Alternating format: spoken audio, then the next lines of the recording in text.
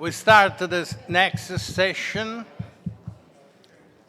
I have the pleasure to give the floor to Dr. Stefano De Lillo, who represents the Ordine dei Medici of Rome. Doctor, you have the floor. Buongiorno a tutti, grazie Massimo, è un onore, un privilegio, un piacere per me essere qui questa mattina per portare un breve saluto alla Fondazione Villa Maraini, alla Croce Rossa Internazionale e saluto anche l'amico Gabriele Mori. Mi compiaccio per questa iniziativa che sottolinea questo 10° anniversario di una partnership importantissima tra Croce Rossa e Mezzaluna Rossa per poter affrontare meglio un'emergenza mondiale come quella della lotta alle droghe. Nel nostro piccolo l'Ordine dei Medici di Roma sta sviluppando delle iniziative sulla prevenzione, una commissione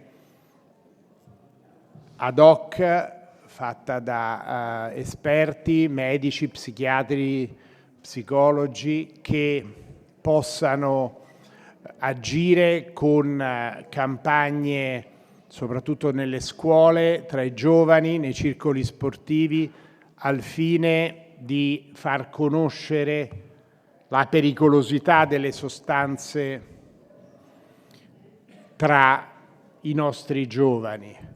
E accanto a questo vogliamo anche promuovere una piena conoscenza scientifica delle problematiche legate alla droga. Purtroppo troppo spesso sentiamo nei media, sentiamo negli organi di informazione che le notizie per l'opinione pubblica riguardante un tema così importante vengano emanate e distribuite da persone non competenti in materia, che non hanno nessuna preparazione. Allora abbiamo chiesto almeno per quanto riguarda l'Italia, agli organi di informazione che quando si parla di problematiche legate alla droga sia sempre presente una persona medica, un esperto, una persona che possa dare una nozione precisa su questo tema. Il mio era soltanto un breve saluto, vedo un programma infinito che è importante e mi compiaccio con Massimo Barra per questa iniziativa. Dovrò continuare la mia giornata e chiedo scusa perché oggi c'è anche una importante manifestazione a Roma, una fiaccolata per ricordare una collega psichiatra che recentemente, una donna che è stata medico oggetto di una violenza grave che ne ha determinato la morte e oggi viene ricordata in tutta Italia, e quindi dovrò poi lasciare per la preparazione di questo evento. Grazie, complimenti e benvenuti a Roma a tutti quanti. Una buona permanenza, buoni lavori. Grazie all'intero Ordine dei Medici, col quale noi siamo a disposizione per iniziative future di formazione e di sinergie.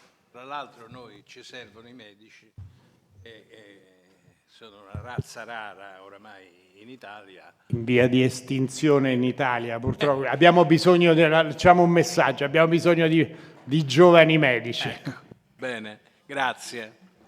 And now we start with the international representative of network, the most important network in the world concerning drugs are here. And first of all, I give the floor to ISSUP, that everybody of you know, because ISUP is known all over the world, and Joanna is leader of ISUP International. So I will give the floor. Thank you very much, Massimo. And hello to everybody. Thank you very much to the founders of Rome Consensus and to the organizers for bringing all of this together and for inviting ISUP to be part of it. We are an international network, as Massimo said, that unites, connects and shares knowledge across 30,000 members all around the world. We really work within all elements, so the global prevention, treatment and recovery support workforce. Our mission is to make their work as impactful, accessible and effective whoever and wherever they are. So it's a huge network of the people that are on the ground doing this work day in, day out. We welcome the opportunity to be here with you all today and really want to endorse this need for networks and coalitions. I think we are a living evidence of the power of networks. We've brought together these members all around the world that are educating, sharing, strengthening their own networks within their field, their country, their languages. And we really see diversity within those networks as a huge strength. The way that we can listen to each other despite different opinions, different approaches, different contexts is really very important. We would like to endorse and really want to promote responses to this issue that are evidence-based, ethical, humanitarian and inclusive, whether they're coming from policy, practice or the research areas. We welcome the opportunity to build networks, make more connections together with you all towards this objective, and are really looking forward to being part of the next 3 days as we explore the right to health and well-being around the world with this sentiment of openness, inclusivity and listening that we have in the room. So thank you again for the invitation, and I'm very much looking forward to being part of the next 3 days.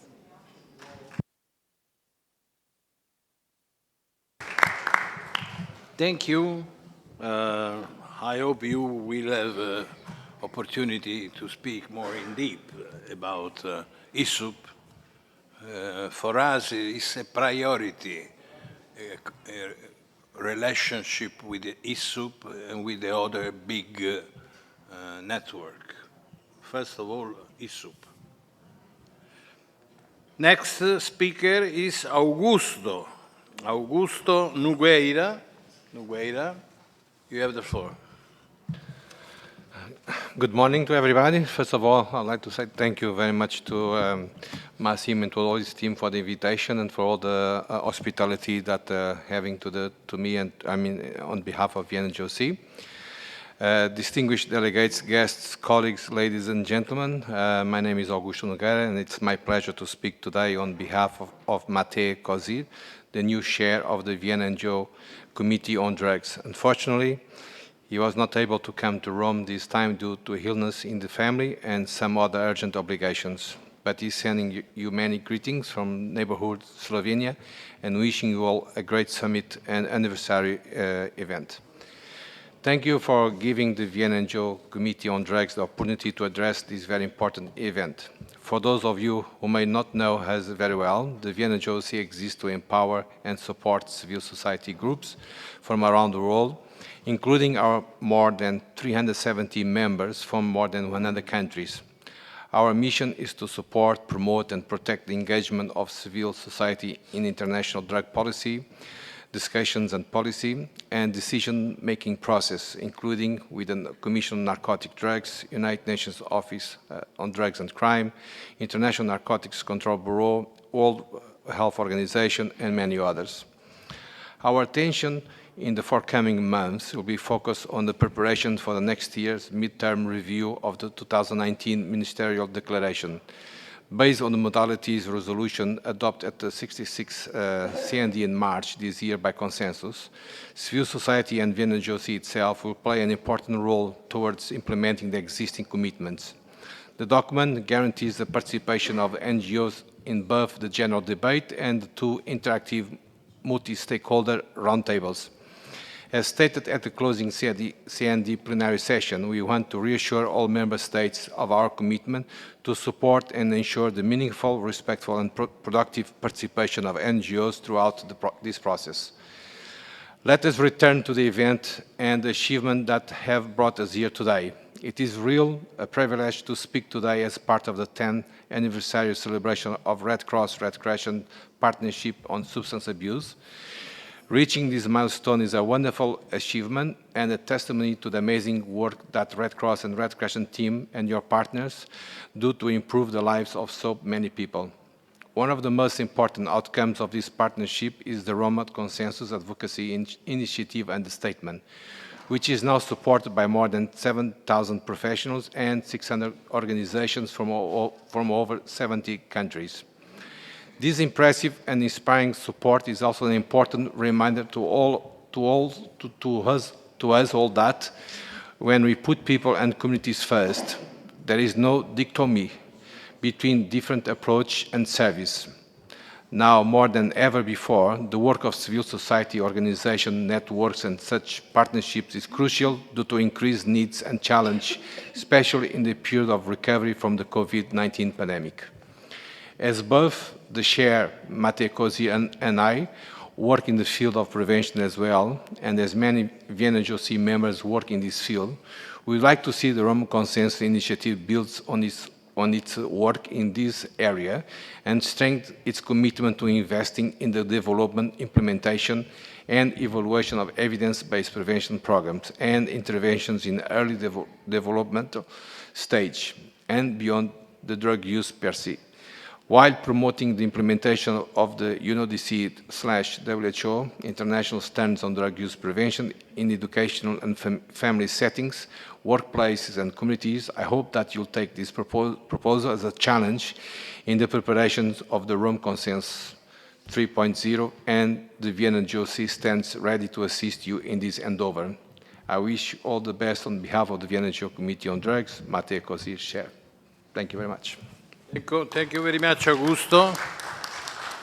I think that a special effort should be done between Vienna NGO, ISUP, Rome Consensus, to reinforce each other, and to find a common ground where adding power to power. I hope that these 3 days can be useful to avoid misunderstanding, to know each other better. It's a unique opportunity. I don't know where we have the other one. So let's take the opportunity to speak frankly, because this could have happened before. If it has not happened, it's because we have a problem. If we have problem from the side of the Rome Consensus, tell us, and we'll amend this problem. But let's speak frankly. It's a unique opportunity to reinforce our role. I repeat, the problem is the power to influence the authorities. And be divided is also a strategy, to divide people so that they have no power. Next speaker is Mauro Patti, representing as chairman the ERNA. ERNA is the network of Red Cross Red Crescent on AIDS, drugs, and other infective disease. We have here the vice president of ERNA from Kyrgyzstan and the secretary, Haidai, also from Kyrgyzstan, with a baby arriving. So good luck. Mauro, you have the floor. Grazie Massimo, grazie a tutti per essere qui. I will speak English, actually. Just wanted to welcome everybody benvenuti. I can see many friends, and I can see so many new faces here. So I can consider we did a good job since 2019. I was telling to Jamie, like, time is running so fast. And even though we didn't really have so many opportunity to meet in a live meeting, we had so many Zoom calls, and we were fed up with this. So we really needed to gathering in one place, to see each other in our eyes, and let's see what we can do now. Because we were growing, and maybe sometimes we have this performance attitude that is positive, but I think that the Rome Consensus is a common good.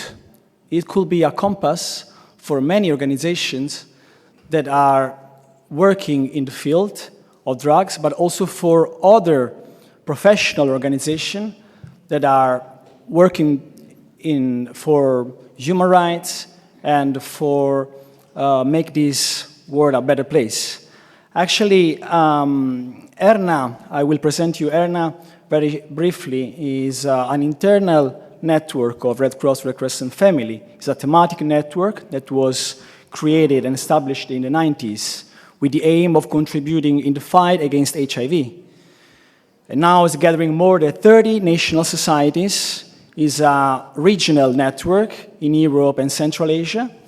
It's actually one of the most popular networks among Red Cross and Red Crescent societies, because we always felt the urgency to be part of this big fight against HIV in the 90s. But of course, now the thematic area was expanding, and that's why we were also trying to do our work in meeting the vulnerable people to address the problem of TB, of hepatitis, and finally also substance abuse, which is a cross-cutting issue, especially we can say that hepatitis C is a professional disease of people are injecting drugs. And that's why Villa Marini in all these years was a supporting place and a reference center to train so many national society. I can see many friends and colleagues and leaders from national society from Tajikistan, Kyrgyzstan, Latvia. I can see the Spanish Red Cross. They are all running programs in the field. But you know, as it was said before, Red Cross and Red Crescent are not specialized in tackling drug abuse problem. We meet all vulnerable, and we make no distinction. But we really need other organizations that are working in the field to mobilize our volunteers, to train our volunteers, and to build new alliances. The potential of Red Cross Red Crescent community is huge. We have almost 18 million volunteers all around the world. Those people are professionals, are students, youth, are people that are living in our community, and they can make the difference. The mindset of these volunteers can be somehow changed. And that's why in this initial panel, we wanted to connect all these networks are working internationally to start to dialogue with each other and see if some of the organization here can provide some training courses for us in some regions and in some national societies. And on the contrary, some of our volunteers can be there with all the professional and organization are working in the treatment or in the outreach programs, because we have the power of emblem, so we can really be trusted by all the people that are in need, and we really can build a positive change. I think that this is the role of the Rome Consensus, because it's true. We were talking about this yesterday. There are so many declarations all around the world, very good declaration. This declaration was right with the consciousness that we need to be inclusive. And we are here also to discuss about some of our keywords that can be a common ground where we can work on, like harm reduction, continuum of care, humanitarian drug policy, diversion and deflection. We need to be familiar with these strategies, and each of us represent a part of the strategy. I think that next steps to be concrete for us as Red Cross and Red Crescent is to build other connection in our regions. We can repeat this global meeting in each region, in Europe, in Africa, in Americas. We have the power to do this, but we need all your help to make sure that, because we have partnership on substance abuse that is providing training courses. We are running some programs. We are funded by international organizations like European Union, United Nations, but we are a little organization, and we need you to stay with us in the field and make these activities greater and more effective. So I'm sure that this is an inspiring setting. We are in the Red Cross. We are in Villa Maraini. This is an opportunity to unify our voices and to be meaningful in the implementation of humanitarian drug strategies. Thank you very much. Thank you. Thank you, Mauro. ERNA exists since many, many years. You know, in this world in which, also in the Red Cross, the organization start and after some years disappear, this is a big opportunity. And it's an opportunity developed especially in the Eastern countries, including Central Asia in the Europe region. And while Western countries, Nordic countries, are not excited to work in the fight against drugs, we found very good consensus in Eastern countries. And ERNA, if ERNA is still living, is thanks to the Eastern countries. We succeed in making every year one meeting, despite difficulties, despite virus, despite everything. I think it has been a big achievement. And the fact that you have here people from Eastern countries and not from Western Europe, apart some exceptions like Spain, is a demonstration that the link that has been created with ERNA are useful, and we are really a community. The community that is finally the federation. We are the federation. So next speaker is Elie Arai, chief of MENARA. MENARA is a network in the Eastern countries on harm reduction. It's very active. I always read their press release, and I'm very happy to know that in that part of the world, that is a critical part of the world that lives war, there is still people that is worried for the future of drug user. So, Elie, you have the floor. Thank you, Massimo, and thanks for the invitation, for considering MENARA as part of this initiative. I am very honored to be here with you. Personally, I come from a Red Cross background in Lebanon during the Lebanese Civil War as well. Currently, I am the director of the Middle East and North Africa Harm Reduction Association, that is MENARA. And I have with me also our chair of the board, Mr. Ahmed Shahata.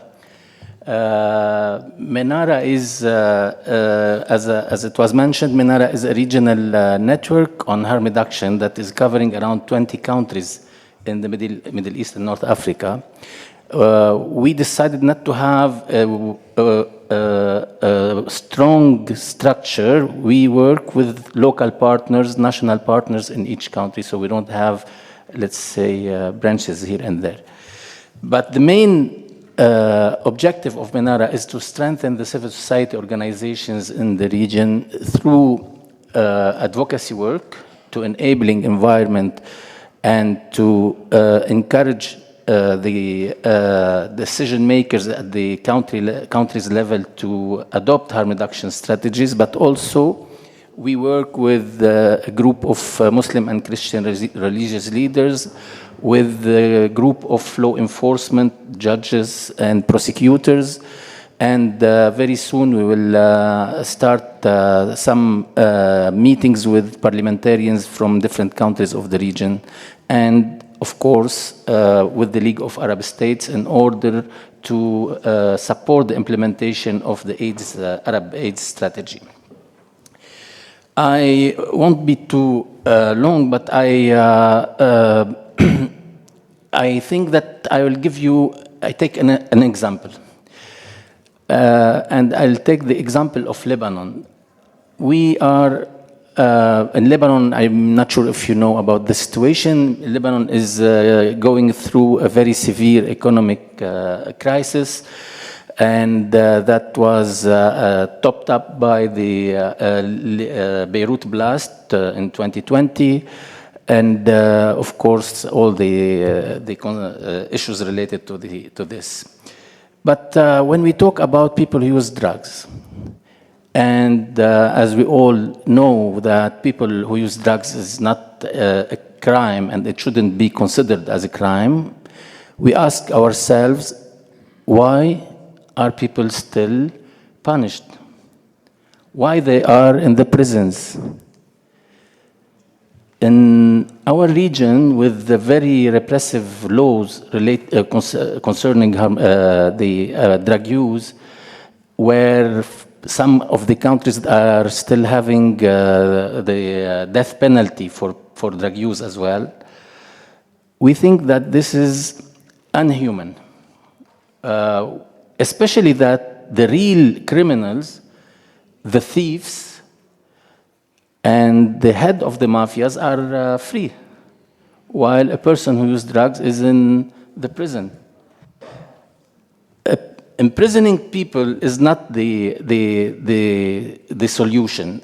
Especially if I talk about Lebanon, we were called by the prison's authorities few weeks ago.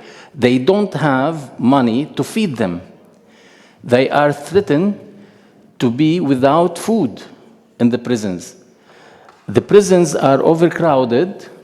Mainly, around 60% of the inmates are coming from drug use-related issues.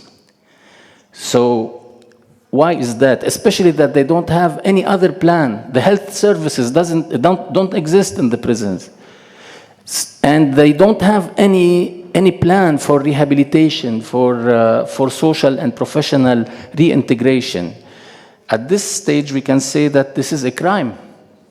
Imprisoning people is a crime. And I think that a humanitarian drug policy is needed today more than any other day. And we are happy to be part of the consensus, Rome Consensus 2.0. But I think, yes, together we can make it. Thank you. Thank you very much. You spoke about Lebanese Red Cross. I don't know if you remember, but about 30 years ago, Lebanese Red Cross made a seminar on the spread of drugs in the country. Because of the civil war, there were no institutions. You could buy morphine in the pharmacy without prescription, and everything was destroyed. But Lebanese Red Cross made a seminar to train volunteers in Lebanon to help a drug user. So I have a great souvenir. I visited Sabra Ishatila. I met important ladies in Lebanon like Madame Ketaneh, Madame Gandour. You, unfortunately, every night you see the volunteer of Lebanese Red Cross working in the battlefield, supporting the victims of the problems of the civil war. So good luck to Lebanon, a great country, important country. Next speaker is Milutin. Milutin Milosevic, one of the experts in the world of this field. And he came from Serbia. He chaired a network in this part of the world, and I'm happy to give him the floor. Thank you, Massimo. Good afternoon, I guess, already. And thank you for the invitation, also for having us as a partner. I mean, it's also a very big honor for us, and it's good to see that a couple of us who come from, let's say, smaller networks like Ellie and me, we are also seen as an important point here. And I think it's also very important that it's not only and a great, all great honor to the big international, worldwide networks, but also some of us who work on a more kind of smaller piece of territory. We are probably so much into local problems, which are also very important, and we come to the last person in the line of problems, which is also the case here with Avila Maraini and many others who are on the field, really. So we are a network of 25 member organizations from 11 countries of Southeast Europe. That's the top right down corner, we can call it, of what is the mainland Europe today. And it's also very interesting to say, I prepared a lot of things, and I hope that there will be more times to share more about the problems. But in general, one of the key problems for us is that we have 5 countries which are already EU members and 6 which are candidate countries in different stages of accession to EU. And then when we talk about it, also comparing to some other regions in the world, they say, but you are Europe. I mean, half of you are already Europe and half is almost there. And actually the problem is not, the situation is not so good as it should be in kind of Europe. And you already mentioned that there are differences between Eastern and Western part of Europe in approach, in the putting importance on this or not. What's interesting that countries which are EU members have more problems than some countries which are non-EU members in our region. Like, for instance, the key problem of mortality in the region is in Greece, which is EU member, one of the founding countries of European Union. The countries without any harm reduction services is already Bulgaria, and after that only Bosnia. But when all the civil society services are closed, the country with just about to be closed, to be in the same problem with the lack of services and lack of medicines is Romania, which is also EU member country. And also the country which has problem with compulsory treatment is Croatia, which is also EU member country, with a compulsory treatment for people who use drugs, which is also kind of very strange.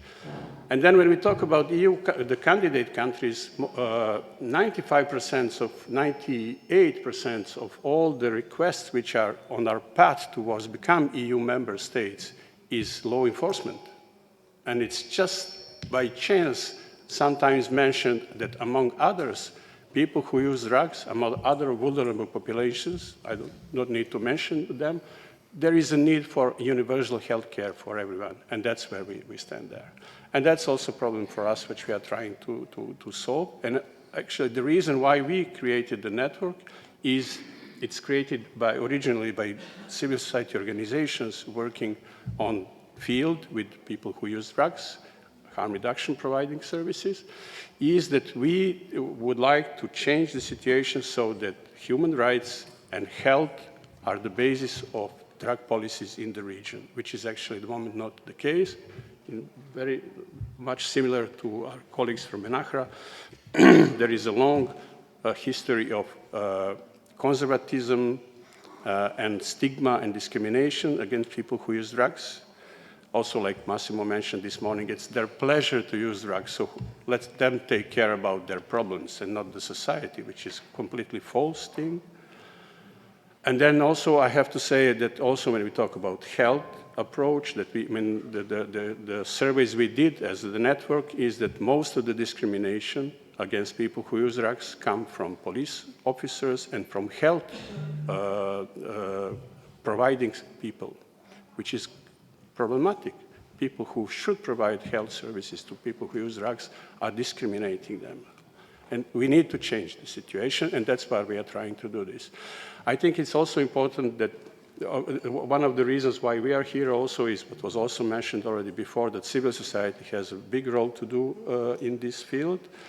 And I'm quite sure that we can be a very good partner, number one, that we can bring a lot of human force to this war, if you want to call it war, that we can bring a lot of expertise because we communicate very well with all the others, and very often we are the ones who bring some new perspectives into issues. And then finally, we are kind of a watchdog that can also be kind of help, not only to criticize, but also to indicate the problems and the ways how we can solve the problems if we all work together.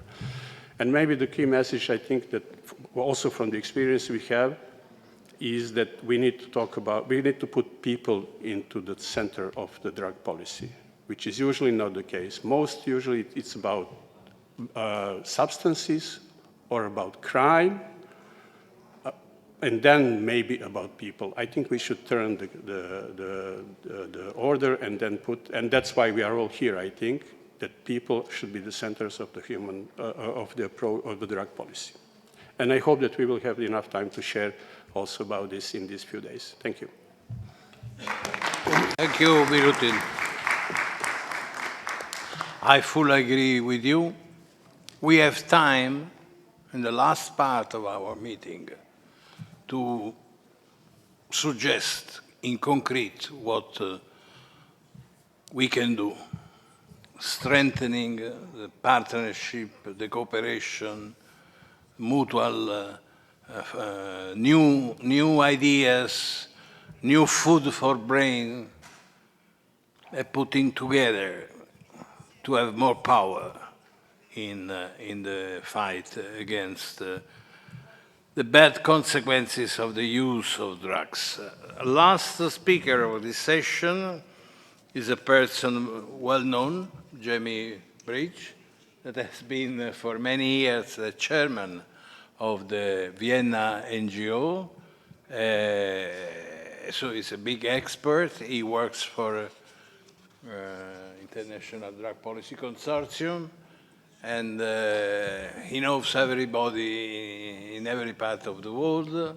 So he's a key person to help this process. So Jamie, you have the floor.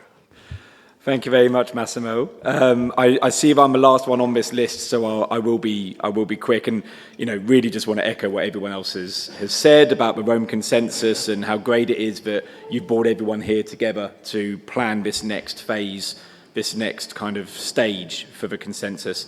So as Massimo said, I work for the International Drug Policy Consortium, IDPC. We are a global network. We have around 190 members, NGO members, from around 90 different countries. And all of those members really come together under the mission of IDPC, which is to promote drug policies based on human rights and social justice.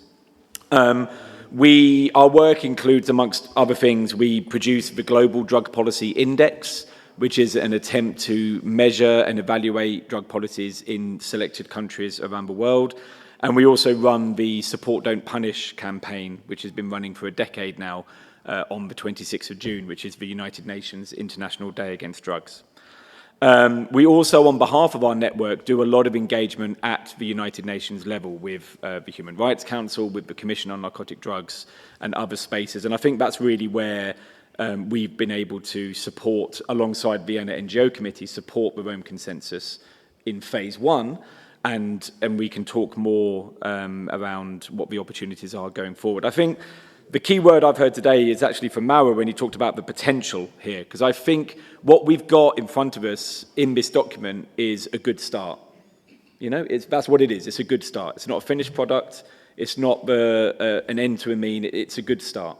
And now we've got to kind of build on it and use it. And I think that's really Massimo mentioned the part of the agenda tomorrow where we're going to talk about what comes next. And for me, that's really the most important part of this meeting, to have that discussion, Militin, about what do we do next? What can we do with this document? How can we push it out there and actually try to change things on the ground?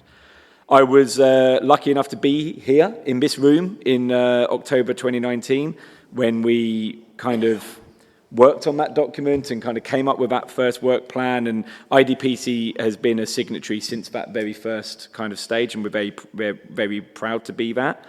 I think really the value, I mean, Mauro mentioned there's lots of declarations out there. There's a UN common position now. There's the VNGOC regional common positions from Asia and Africa. I think the real value of the Rome Consensus is that it ties us in with the International Federation and the amazing network of the Red Cross societies around the world. And also it comes back to what Massimo said at the start, which is it's about bringing on new people, bringing in new groups and new voices. And I think that's something that we have done well, but we can do even better. So not just drug policy NGOs, but bringing in the professional networks, the teachers, the doctors, the nurses, the police, bringing them into the conversation, getting them all to agree with this consensus and kind of join us in that effort. I've got loads of ideas for what we can do, but I'm going to save all of those for tomorrow because I think that's probably where they belong. But just to say that I really think that the Rome Consensus still has a huge part to play. I was, very pleased to be part of it from 2019 onwards. We've seen it's got a good visibility in Vienna. We have some key moments coming up, as Augusto mentioned, the midterm review next year in Vienna. And also to mention from the Human Rights Council resolution, which Zaved presented, there's also now an opportunity for civil society to feed into the Human Rights Report on drug policy. I think deadline is 21st of May. So there's loads of opportunities and we've just got to make sure we seize all of those. So I really look forward to discussing that with everyone later. So thank you very much.